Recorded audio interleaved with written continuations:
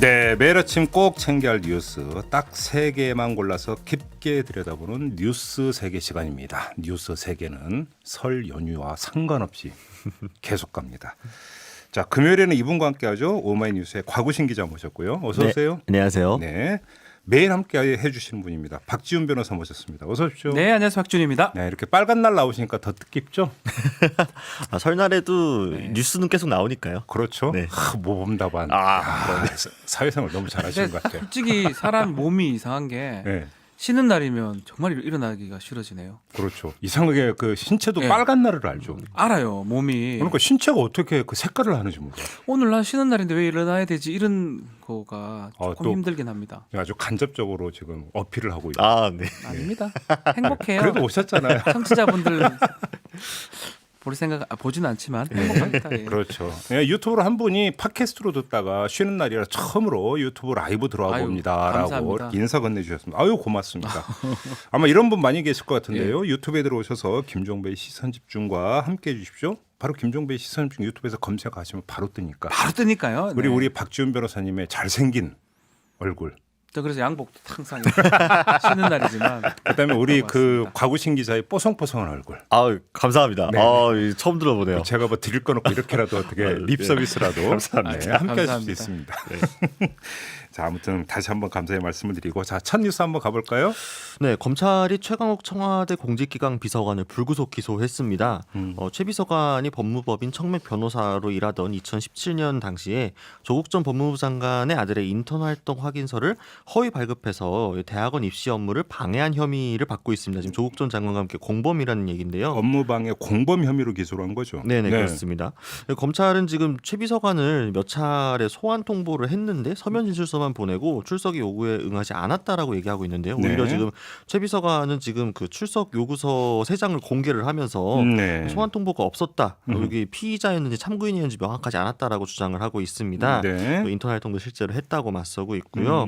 지금 뭐 특히나 지금 문제가 되는 게 이번에 서울중앙지검 반부패 수사 2부에서 기소를 한 건데 네. 기소 과정에서 이성윤 서울중앙지검장의 결재가 없었다라는 겁니다. 네. 대신에 송경호 서울중앙지검 3차장의 결재를 통해서 이 불구속 기소 결정이 이루어졌는데요. 이게 차장 전결로도 가능한 사안이라고 합니다. 네. 근데 지금 이걸 두고 추미애 법무부 장관은 적법 절차를 위반한 날치기 기소다라고 나왔죠. 또 지금 감찰을 또 시사를 했고요. 네. 최강욱 비서관도 고발을 시사를 한 상황입니다. 바로 지금 이게 이제 격하게 지금 충돌을 하고 있는 양상인데 네. 법무부에서 날치기 기소라고 하는 표현까지 썼으면 이건 엄청나게 좀 격한 그렇죠. 반응이라고 봐야 되는 거죠. 규정으로 따지면 네. 검찰의 말이 맞을 수 있습니다. 아, 잠깐만. 불구속 기소요. 그러니까 송경호 차장 전결로 네. 기소한 게 네.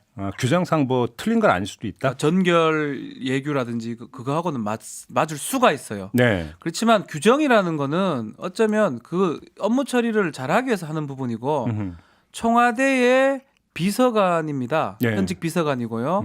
그리고 범죄 사실도 좀 애매한 상황이고 조사도 안 됐고 그런 상황에서 기소를 한다면 네. 당연히 자기의 직속 상관한테 결재가 된 상황에서 나가야 되거든요. 네. 중간에 패싱이 된 상황이에요. 음. 총장부터 다이렉트로 그 지시를 받았는지 뭐 지금 그렇게 얘기 하고 있기 때문에 네. 그런 부분은 상당히 문제가 있죠. 규정이 중요한 게 아니고요. 예. 이 규정이라는 거는 정말 일반적으로 그렇게 하라는 거지 무조건 그래 하라는 건 아니거든요, 사실은. 그래요. 자, 이게 심지어 그 충돌 지점이 그러니까 분명히 그러니까 그 도출이 됐기 때문에 네. 다시 한번 좀 질문을 드리면 자, 그러니까 법무부는 이거잖아요. 고위 공직자에 대한 기소이기 때문에 서울중앙지검장이 당연히 결재를 득하고 나서 기소를 했어야 되는 건데 왜 패싱했느냐? 그렇죠. 간단히 하면 이거잖아요. 네. 네네. 근데 지금 기소한 쪽에서는 아니 서울중앙지검장에게 지금 보도가 하는지 3번이라는 얘기도 있고 4번이라는 이야기도 있고 네, 맞아요. 보고 그러니까 결재를 요청을 했지만 뭉갰다. 뭉갰기 때문에 윤석열 총장의 어떤 지시를 받아서 송경호 3차장이 전결로 기소 결정을 내린 거다. 뭐가 잘못됐냐 이렇게 지금 맞서고 있는 거잖아요. 네, 지금 법무부는 이게 검찰청법 위반 소지가 있다라고 맞서고 있는데 네. 다만 지금 대검찰청은 전혀 문제가 없다라고 또 이야기를 하고 있죠. 지금 대검찰청에서 나온 논리는 결국엔 이제 뭐 보도에 따라서 윤석열 총장이 직접 기소 지시를 뭐 사회를 했다. 뭔데 뭐 이성윤 지검장이 그거를 이제 받아들이지 않았다는 이야기가 있는데 어쨌든 검찰총장이 전체 이 검찰들을 관리하는 총책임자인데 그 총장이 이 기소를 지시한 사안이니 이 전결을 하더라도 문제가 없다라는 게 지금 대검찰청의 입장인 거고요. 그러니까 대검 주장이 이런 것 같아요. 아니 윤석열 총장이 그러니까 기소하라고 지시를 했는데 서울중앙지검장이 안 받은 거니까 오히려 명령을 어긴 건 서울중앙지검장 아니냐 이런 그러니까 인식이 깔려 있는 것 같은데 이건 어떻게 봐요? 그렇죠. 그거는 이제 단계별로 다 달라요. 법무부 장관 기준으로 봤을 때는 윤석열 총장이 지금 명령을 안 듣는 격이 되는 거고 아, 이제 또 윤석열 총장 기준으로 봤을 때는 밑에 지검장이 안 듣는 기준이 되는 거고 또 얘기가 또 또 그렇게 지검장 입장에서는 차장이 좀 말을 안 듣는 기준이 되는 거고 네. 사실은 결국은 규정 얘기를 뭐 하고는 있지만 시기라든지 방법 이거 다 따져봐야 되거든요. 예. 왜 그날 합니까? 인사 발표난 날. 아하. 그런 것들은 결국은 어떤 4번, 3번 이렇게 지시했는데 안 따라서 했기보다는 그 시기에 빨리 해야 된다는 뭔가 사적인 감정이라든지 공적이지 않은 감정이 개입될 여지가 있다고 봐야 될 것 같아요. 그러니까 지금 이제 그 박지훈 변호사께서 말씀하시는 것은 규정의 문제를 이제 벗어나서 이제 네. 다른 논점을 지금 왜냐하면 제기하고 규정이라는 건요. 어느 시점에 두에 따라서 규정 적용이 달라질 수가 있어요. 기준이 법무부 장관이냐, 기준이 검찰총장이냐, 기준이 중앙지검장이냐에 따라서 네. 달라질 수 있는 부분이기 때문에 예. 이 규정을 갖고 내 말이 맞다, 네 말이 맞다 할 건 아닌 것 같아요. 저는. 그러면 지금 이제 제기하신 문제를 한번 넘어가 보죠. 예. 그 규정은 그렇다 치고. 네. 자 그러면 그러니까 그 검찰 그러니까 중간 간부 인사가 발표되는 그날 그날입니다. 기소를 한 데에는 네. 다른 어떤 뭔가 배경과 맥락이 있다 이런 말씀이시죠? 저는 그렇게 봅니다. 어떤 맥락이라고? 일단은 가장 중요한 건 인사에 대해서 상당한 불만이 있다. 그리고 결국은 청와대하고 법무부 그 어떤 견제를 해야 되고 수사를 했던 부분이 있는데 예컨대 조사가 잘 됐고 범행이 엄청나게 심각한 부분이라고 하면 당연히 기소가 돼야 되겠죠. 네. 그런데 조사도 지금 제대로 안 됐어요. 소환 조사도 제대로 안 된 상황에서 일단 소환 조사가 없었죠. 제가 변호사입니다. 네. 업무방 아니 또 변호사 맞죠? 그래. 업무방해죄 공범 제가 봐도 이걸 기소를 할 수 있냐 애매합니다. 국민들은 어떻게 생각할지 몰라도 그런 거를 했다는 거는 시기라든지 방법이라든지 절차라든지 모든 걸 봐도 이거는 검사가 뭘 갖고 뭐 하면 뭐지요라고 검찰총장 얘기를 했었거든요. 지금 전 그런 느낌이 많이 들거든요. 그러니까 지금 말씀은 첫째 이게 그 죄가 되는 건지도 애매한 경계 지점에 있는 네. 사안을 가지고 그렇죠. 검찰 인사가 발표되는 날 그러니까 불구속 기소를 했다면 거기에는 다른 목적이 있다. 그렇죠. 그 다른 목적이라고 하는 게 검찰 인사에 대한 어떤 불만의 표시. 그거밖에 다른 건 이렇게 해석을 하시는 거예요. 그렇죠. 그러니까 까마귀가 날자 배가 떨어졌는데 그 까마귀하고 배하고 정확한 인과관계가 있는지가 지금 좀 애매한 상황이거든요. 사실 지금 이게 어떻게 보느냐에 따라 다른데 검찰 입장에서는 이번 추미애 장관의 인사를 보복성 인사로 보고 있는 경향이 좀 있는 것 같고요. 네. 또 지금 오히려 청와대나 법무부 또 최강욱 비서관 같은 경우는 이게 인사에 대한 보복성 기소다라고 지금 맞서고 있는 상황이니까. 아니 근데 인사는 좀 어떻게 하든지 간에 그 법에 따라서 하는 건데 기소는요 한 사람의 형사 절차에 부여하는 거고 상당히 공권력이라는 걸 잘 행사가 됩니다. 9월 6일 날 정경심 교수를 조사하지 않고 그렇게 청문회 당일 날 기소한 거랑 지금 똑같아요 맥락이. 야밤 기소고 똑같다. 그거랑 똑같습니다. 조사를 하고 업무방해죄 공범 이런 게 있나요 세상에. 인턴이 뭐라고 그거를 업무방해죄로 기소를 하는데 청와대 고위공직자를 그걸 하면서 이렇게 조사도 안 하고 한다고요? 그러면 제가 한번 우리 애청자 여러분들 이제 그 균형된 정보를 드리기 위해서 한번 이렇게 한번 그럼 제가 한번 반문을 드려볼게요. 어떤 부분이냐면 자 송경호 3차장 요번 인사에서 이제 교체 대상이 그렇죠. 됐고요. 내려갔습니다. 고형관 반부패 수사 2부장도 교체 대상이 됐어요. 대구로 내려갔습니다. 그러니까 차장 검사와 부장 검사가 모두 요번 인사에서 이제 결국은 다른 데로 옮겨가야 되는 거고. 그렇죠. 근데 어차피 해 왔던 부분이란 말이에요 수사를. 그러니까 이제 그 이동을 하기 전에 마무리를 해야 된다. 그렇기 때문에 인사 발표 날 마무리한 것으로 해석할 여지는 있습니까 없습니까? 그 여지는 있습니다. 그렇지만 그것도 하더라도 당일날 해서는 안 되겠죠. 어쨌든 간에 소환을 하든지 해가지고 네. 부른 다음에 범죄 사실을 밝힌 다음에 그러니까 인사 이제 발효 날짜는 2월 3일로 돼 있으니까 다음 주까지 있을 수 있거든요. 그러니까요. 그러면 좀 마지막까지라도 노력을 하고 정 안 그렇죠. 되면 부득이하게 어쩔 수 없다라고 하는 어떤 메시지를 던지면서 그렇습니다. 기소를 했었어야 그래서 된다. 최강욱 비서관이 당신이 이제 만약에 출석하지 않으면 구속영장이라도 발부받겠다. 그거라도 시도하든지 그런 것들을 한 다음 해야 되는데 네. 시간이 꽤 있거든요. 인사이동 날짜까지. 예, 고용건 2월 3일이에요. 네. 고용건 부장이라든지 뭐 그 송경호 차장 입장에서 그 시간도 있음에도 불구하고 아니면 설날 때 일 많이 하잖아요. 설날 때 하든가요. 아 설날 때 일 많이 하나요? 이거 우리 제가 박준 변호사님 좀 지금 방송 하겠습니다. 출연하고 계십니까? 검사들도 쉬어야 되니까. 네. 그럼 설날 마치고 1월 28일, 29일, 30일 시간 꽤 많거든요. 네. 그때 뭔가 기소를 하든가 했었으면 이런 얘기가 안 나옵니다. 그래요. 근데 너무 급하게 네. 보복성 이런 모습이 들기 때문에 음. 결국은 아주 중요한 공권력 행사를 사적인 감정에서 했다고 해석될 수밖에 없는 부분입니다. 그러게요. 아무튼 그 사실은 관련해서 이제 이게 좀 일단락되는 국면으로 가는 게 아닌가라는 생각을 했었는데 오히려 이 문제 때문에 법무부고 검찰이 정면으로 충돌하는 그렇죠. 네. 이런 지금 양상이 빚어지고 있기 때문에 이게 또 여파가 어디까지 갈지가 지금 또 하나의 관심사로 떠올랐습니다. 이제 설 연휴 후에 또 어떤 양상이 전개가 될지 아마 저희가 후속 이야기를 아마 전해드릴 것 같으니까 그때 좀 마저 못다한 이야기는 좀 나누도록 하고요. 두 번째 네. 뉴스로 넘어가죠. 곽상도 자유한국당 의원이 계속된 의혹 제기를 하자 직접 청와대가 나섰습니다. 네. 곽상도 의원은 최근에 청주 고속버스 터미널 운영과 관련해서 또 의혹을 제기를 했는데요. 네. 이 사업가 장아무개 씨가 김정숙 여사와의 친분을 통해서 터미널 부지 특혜 매입했다. 그래서 5천억 원 이상의 차익을 남겼다라고 주장을 했습니다. 네. 근데 이제 청주시는 사실이 아니라고 나섰는데 지금 청와대에도 이제 허위사실 유포다 그에 상한 책임을 묻겠다라고 했습니다. 그리고 지금 한 건이 더 있는 게 곽상도 의원이 이전부터 지금 문재인 대통령 가족 관련 의혹을 계속 끊임없이 제기를 하고 있는데 최근에 문 대통령의 딸께서 이 최근에 국민일보와 인터뷰에서 지금 밝혀서 이제는 참지 않겠다. 네. 적극적으로 법적 대응을 하겠다라고 예고를 했습니다. 그래서 또 곽상도 의원은 저를 고발하겠다고 하는데 사실관계를 밝힐 수 있다면 환영한다라고 지금 나오고 있는 상황이거든요. 네. 그런데 또 청와대는 또 한정우 부대변인 통해 가지고 경호상 심각한 위해를 가할 수 있는 행위다. 곽상도 의원의 행태가 정상적인 활동이라고 보기 어렵다라고 네. 코멘트했습니다. 그러게 지금 곽상도 의원이 계속해서 이 문제를 제기를 하고 있습니다. 그러니까 근데 지금 여러 가지 갈래로 좀 짚어야 될 부분이 있는데 이거저거 다 떠나서 자 곽상도 의원의 폭로의 내용의 정합성에 과연 있는 거냐. 네. 다시 말해서 충분히 그렇게 그 의혹의 눈초리를 보낼 만큼의 어떤 근거를 확보하고 제기하는 문제냐는 한번 좀 범위를 좁혀갖고 한번 네. 얘기를 해봤으면 좋겠는데 어떻게 평가하세요? 그 부분은 알 수가 없습니다. 그래요? 곽상도 의원이 어떤 정보를 갖고 예. 이런 아니 그러니까 보도를 곽상도 하는지. 의원 스스로 지금 저 공개한 내용만 갖고 이야기를 그러니까 일단 만약에 그 딱 뭐 개별로 나눠 갖고요. 청주시 요 매입 관련만 놓고 네. 봤을 때는 윤도한 수석이 밝힌 걸 따르면 일단 버스터미널 부지는 2017년 1월에 매각이 됐습니다. 네. 아시겠지만 당시도 황교안 한국당 대표가 대통령 권한 대행이었고요. 네. 청주시장도 한국당 소속이었습니다. 음. 근데 박근혜 정부 하에서 한국당 소속의 시장이 터미널 부지를 사업가한테 매각했는데 이게 문재인 대통령 당시는 대통령이 아니었는데 당시- 김정숙 여사의 또의 친분에 의한 특혜였다라는 맞아요. 곽상도 의원의 주장이 음. 사실 조금 요거만 시키놓고 봤을 때 좀 어폐가 안 맞는 부분이 있죠. 예. 또 그 외에 뭐 이전에부터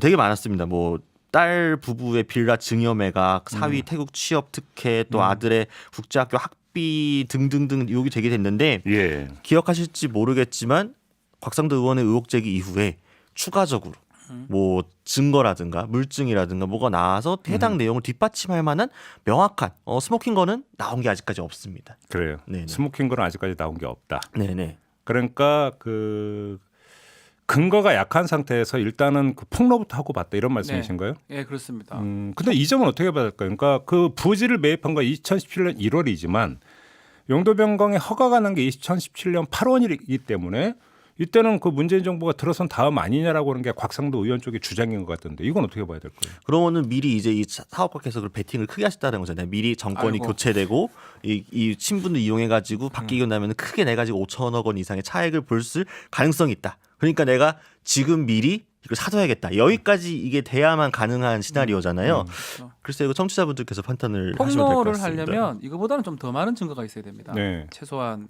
진술 같은 걸 좀 확보하고 해야 되는데 그 관계성이라든지 이익성을 보고 연결고리가 좀 부족한데 미리 딱 던졌다는 느낌이 그러니까 이거는 듭니다. 어떤 정파를 떠나서 그 이제 언론이라든지 정치인이 좀 똑같이 어떤 의혹을 제기할 때 갖는 의혹의 합리성이라는 그렇죠. 게 있잖아요. 네. 합리성이라고 하는 게 이제 의혹에도 주장이 있고 네. 그 주장을 뒷받침하는 근거가 있는 건데 그게 어느 정도까지 이제 긴밀히 연결이 되느냐가 그 합리성을 재는 판단 기준이 되는 건데 네. 자 김정숙 여사 그러니까 속칭 백으로 이게 이루어진 거 아니냐라고 하는 것이 되기 위해서는 그럼 이 부지 매입이나 용도 변경 과정에 김정숙 여사가 어떤 식으로 그러면 작용을 한 것이냐 영향을 끼친 것이냐. 네. 이걸 그러니까 이게 핵심이잖아요. 그게 있어야 됩니다. 있는 다음에 뭔가 폭로가 되고. 근데 지금 그 제기가 같이 돼야 사진 되죠. 찍었다는 거 말고는 지금 나온 게 없잖아요. 맞습니다. 저희가 친분이 있는 거에 대한 증거는 나름 곽상도 의원이 제기했지 모르겠지만 그래서 그 친분이 어떻게 작용했는지에 대한 뭐 그런 과정에 대한 건 지금 없는 상황이에요. 빨라요. 조금 더 확인한 다음에 뭔가 문제 제기를 할 수도 있는데 네. 지금 논 거로는 누가 봐도 납득하기 좀 어려운 상황이라고 봐야 될 것 같고 네. 총선입니다 결국은. 그리고 이제 또 하나 나온 게 그 문다혜 씨의 그 아들 네. 국제학교 다닌다라고 하는. 그러니까 이것도 그러니까 그러면 자 이 폭로에 그럼 이게 뭐냐면 그러니까 1년 학비가 4천만 원이나 드는 어떤가 고급 학교다, 귀족 학교다 이런 네. 주장이잖아요. 네. 네. 일단 근데 일단 논란 이게 이제 그런 귀족 학교가 아니라는 주장도 있던데. 그렇죠. 그건 둘째 치고. 그러면 이 그 폭로의 그러니까 주된 그러니까 문제의식이 뭔가요? 그럼 이 돈이 어디서 났느냐? 연 4천만 원이나 되는 어떤 학비는 어디서 나는 건가에 대한 어떤 문제의식인가요? 폭로하는 내용이? 그러니까 그것도 이제 범죄입니까? 아니 그러니까 이걸 폭로하는 사실 어떤 이유라든지 합당한 그 부분들이 보이지 않거든요. 그러니까요. 이분이 도덕적 검사 비난을 자꾸 하려고 하는 출신이신데 것도 있고. 이좀 검사 때 어떻게 하셨는지 잘 모르겠지만 그 시절에 하시던 거를 그대로 반복하시는 게 아닌가라는 생각도 은근히 들고요. 저는 사실 그러니까 곽상도 의원이 지금 이렇게 하고 있는 거가 저는 뒤에 다른 좀 맥락이 있을 거라고 생각을 합니다. 그러니까 맥락이? 좀 곽상도 의원이 지금 현재 조건부 불출마를 선언한 상황입니다. 완전 네, 불출마는 맞아요. 아니고 예. 그렇죠. 지금 당에서 원하는 대로 하겠다고 했는데 지금 사실 김병준 비대위원장 때 당무감사에서 배제가 됐었습니다. 곽상도 의원이 왜냐하면은 그 당시에도 이제 그 뭐 물갈이론 이런 거 나오면서 이런 게 있었죠. 네. 그리고 지금도 당무감사하면 하위권이라는 이야기들이 있고 예비 후보도 굉장히 지금 많이 따고 있습니다. 그리고 사실 또 이미 이제 현역 50% 불가리를 선언을 한 상황에서 대구 지역구가 또 만만치가 않거든요. 네. 저 깃발만 꽂으면 되니까요. 그런 상황에서 곽상도 의원의 이러한 지금 문재인 대통령과 가족의 의혹을 제기하고 자신의 어떤 이름을 자꾸 알리는 언론에 띄우는 이유 자체가 공천과 관련된 거 아니냐. 네.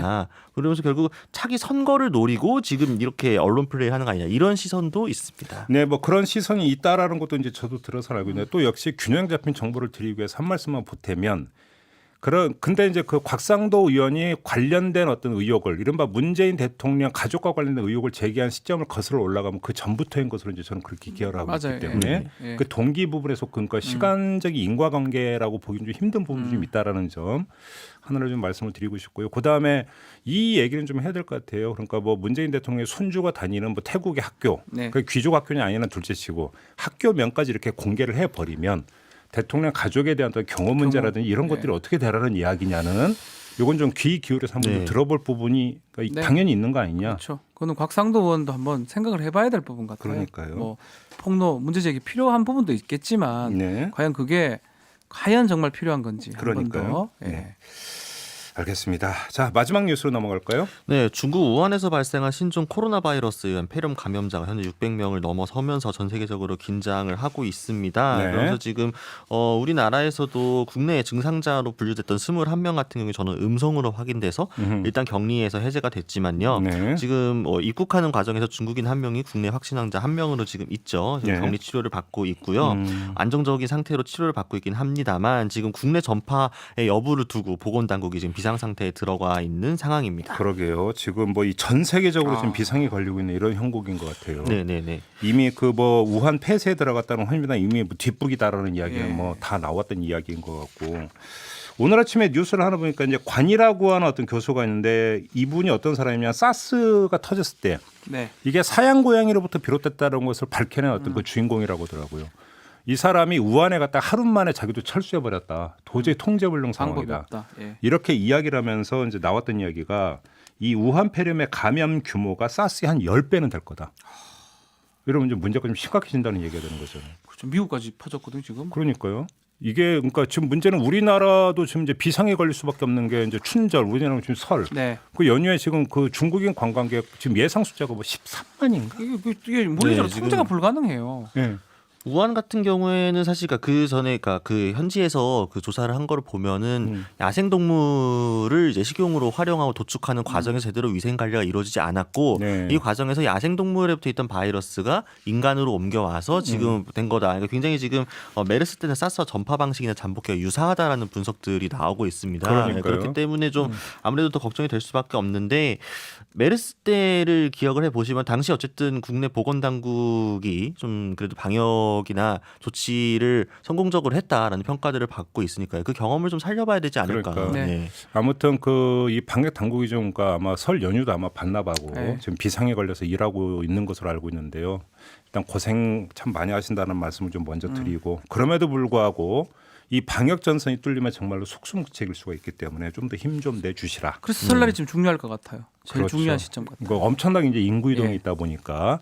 근데 아직까지는 뭐 이제 확진한 환자 한 명이었고 국내에서는 지금은 괜찮은 뭐, 거예요. 예, 뭐 이제 그러니까 병원에 입원해서 격리가 됐었기 때문에 예. 괜찮은데 혹시 모르는 이런 상황. 그다음에 더 문제는 지금부터 들어올 오잖아요, 중국인들이. 중국인 관광객. 그렇죠. 인천공항이 좀 잘 막아야 될 이제 것 같습니다. 공항이라든지 항구에서 이제 얼마나 이제 이게 이제 방역이 제대로 잘 되고 막은 이제 이게 좀 중이냐. 관건인 것 같습니다. 좀 네. 비상에 걸린 상황이고요.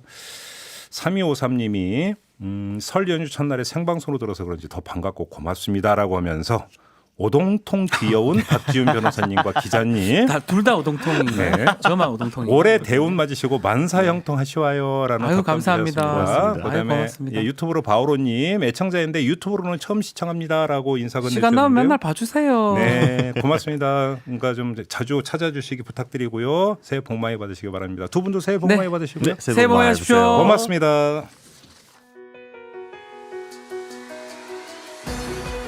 이슈의 핵심을 꿰뚫는 예리한 시선, 믿고 듣는 진품 시사, 김종배 시선 집중.